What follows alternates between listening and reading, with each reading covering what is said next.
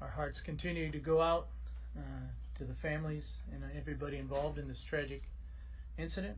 There's been substantial work done on the site, and you're going to see a fair amount of folks update you today. Again, I want to express my care and concern and heartfelt to the families and friends. I can't express that enough. I want to thank and my gratitude to Chief Halloran and his folks for the meticulous, caring work they've been doing and continue to do, handling and concentrating on caring for the dignity of what they do. I can't express my thanks enough, sir.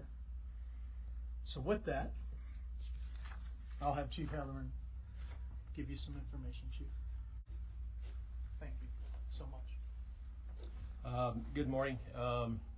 Update on the situation just down the road is over the weekend, crews have worked very diligently and carefully and respectfully for the task at hand.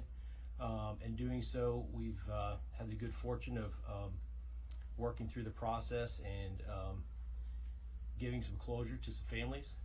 As such, as we come into today's operations, following the goals and objectives by the command staff of the city and the incident management team, in all hopes, it looks like we'll be wrapping things up shortly. That being said, they are still working. Things are dynamic and they still could be changing. But the hopes is that we will be entering a new chapter, a new phase in the process of working through the aftermath of the collapse. We'll have questions at the end. And now have Chief Blado come up and give you some information from his perspective on accountability. Again, Chief Blado, Davenport Police. And again, just can't stress enough of all the work, all the effort, and everything has been brought to our community to assist us through this tragic event. And there's been a lot of progress done in the past 48 hours, as was said. But 3 victims have been recovered from the scene over the past 48 hours. On Saturday, June 3rd, 2023, at 11:59 a.m., a victim was recovered and forensically identified as Brandon Colvin Sr., 42 years of age, of Davenport. On Sunday, June 4th, 2023, at 12:25 p.m., victim recovered and forensically identified as Ryan Hitchcock, 51 years of age, of Davenport. And on Monday, June 5th, 2023, at 2:30 a.m., a victim was recovered and forensically identified as Daniel Prian, 60 years of age, of Davenport. Prior to this information being presented to you as the media, we have been in contact with both Brandon and Ryan's family throughout the weekend, providing updates. We have made contact with family members of Daniel as well. So there's some delay, and sometimes when information gets out, but out of respect for the families and the families' requests, we honor that and we delay that information. As of now, and as I initially informed you guys with the investigation piece, we were looking for 3 missing individuals. We don't have any other information at this time that there is any additional people missing and or related to this incident. Also, information or questions regarding an investigation or what is going on with the investigation. So the investigation, as with such a event, and as you can imagine, the complexities of an investigation is initiated through our city fire marshal's office. We have resources on the ground to assist from the Division of Criminal Investigations, or DCI. The Davenport Police Department's investigation team is also assisting with the investigation, as well as the Medical Examiner's Office and several other investigation, well, not several yet. So again, as the complexity continues, if additional subject matter experts related to this investigation are needed, they will be brought in and the investigation will continue. This is an active investigation. So details will be released when we can actually provide additional information. Okay. But again, 3 Davenport community members through this tragic event. So far, our community has rallied around these families. Okay. Continue to honor those families, continue to respect the families and what we do and how we act accordingly, and keep them in your thoughts and prayers.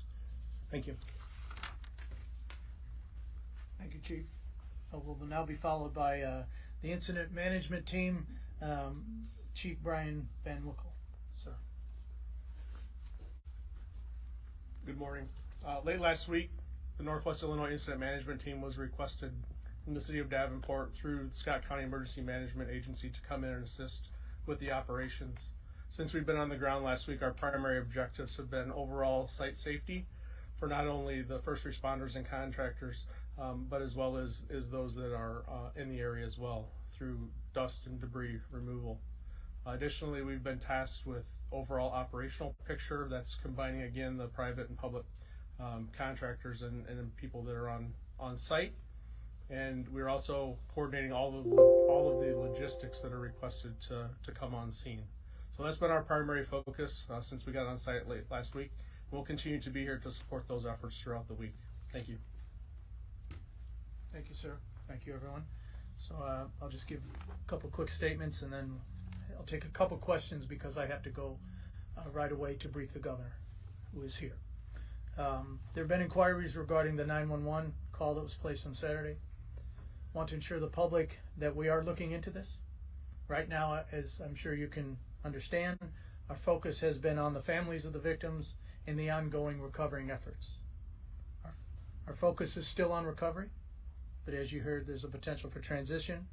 Workers, and I can't thank them enough again, going meticulously through all the material. Once that is completed, we'll work with our contractor on a plan for the safe dismantle of parts of the building. We're working with multiple structural experts from all around the country to understand how best to proceed and do this in a dignified manner. So I'll take a couple questions, and then I have to be up with the governor. So, Sarah. Have there been autopsies done on the remains of the 3 individuals, and can you determine if they died immediately upon the collapse? So, again, Jeff Bradle, Chief of Police. So again, over the weekend, we've been meeting with families and giving them updates. A part of that meeting was the medical examiner meeting directly with the families. So a lot of that information was provided to the families directly, not necessarily for public consumption. But yes, in the state of Iowa, if a death occurs outside a medical facility, there is an autopsy that's done. The victims were released to the medical examiner's office. They go for the autopsy in the state crime lab, and then they're released to the families beyond that point. So there will be autopsies done on all 3. Sir, and then I'll come back. How has Mr. Wool been involved in this process, if at all? I have had no contact with him. I don't know if anybody else has. So he's not consulted or helping or doing anything that we know?